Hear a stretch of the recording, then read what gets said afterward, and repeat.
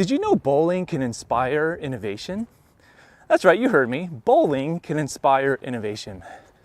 Over the weekend, a friend of mine invited me to go bowling. I basically turned him down because I haven't bowled in like 20 years and I've always been really bad at bowling. So it's not really fun when you're throwing gutter balls all the time. Anyway, I decided to go, and as predicted, my first few frames were terrible. Frame 1, gutter ball, knocked down 1 pin. Frame 2, 2 gutter balls. Frame 3, another gutter ball, and then I knocked down 2 or 3 pins. By this point, I'm like, you know, if I even knock down 10 pins by the end of this entire game, I'll be happy. And then a friend of mine, Jasper, told me, he said, hey, Leo, would you like some tips? I can give you some coaching. And I said, yes, please, absolutely. And he gave me 2 tips that were really helpful for me. Number 1, he showed me what I was doing wrong. I was twisting my wrist, which would make the ball go in the wrong place. So he told me how to throw it straight. But the second unlock was really powerful for me was, I'm left-handed.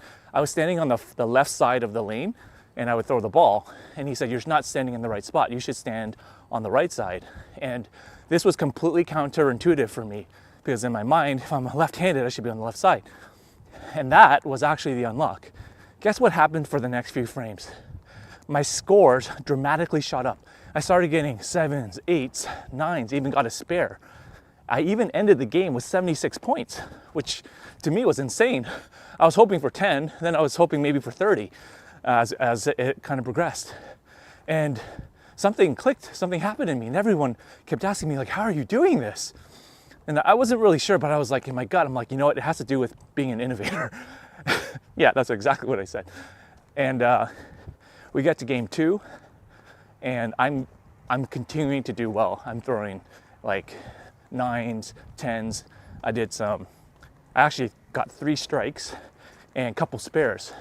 And we actually didn't even finish the game because our time ran out. But at that point, my score was 110. Can you believe that? Guy who doesn't know how to bowl, 110. So like, how are you doing this? And I was like, I'm going to shoot a video about this because this is innovation and practice in bowling. So what happened?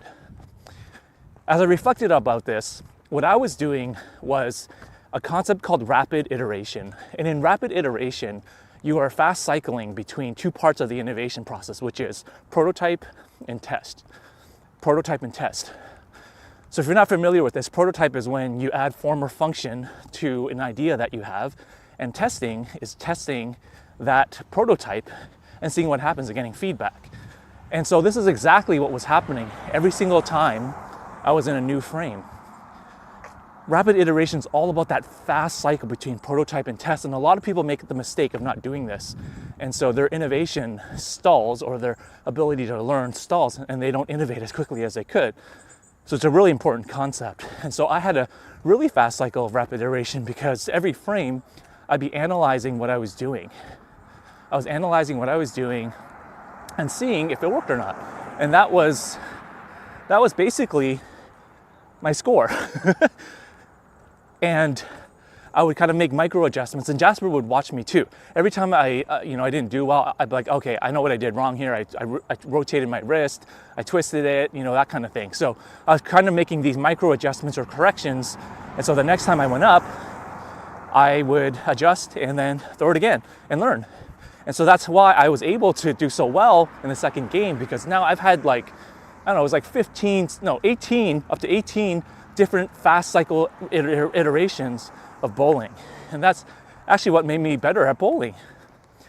So I want you to think about your work today and think about how can you use a fast cycle of rapid iteration to prototype what you're working on and then test it. And the only other thing I want to tell you today was feedback. Feedback in this cycle is really important. If Jasper wasn't there to give me feedback, I would have been stuck in the same pattern. I wouldn't have learned. I would have still been a bad bowler. And so I needed his feedback, and I also needed the feedback of me just even watching myself and trying to analyze what I did right or wrong, which again is very important. So how can you start to implement rapid iteration in your work today? How can you increase that cycle and that speed of learning in your work? All right, I hope you found that helpful today. If you enjoyed this video, please give it a like, comment, or share it with a friend that could benefit from this. All right, until next time, this is your innovation coach, Leo, and stay innovative.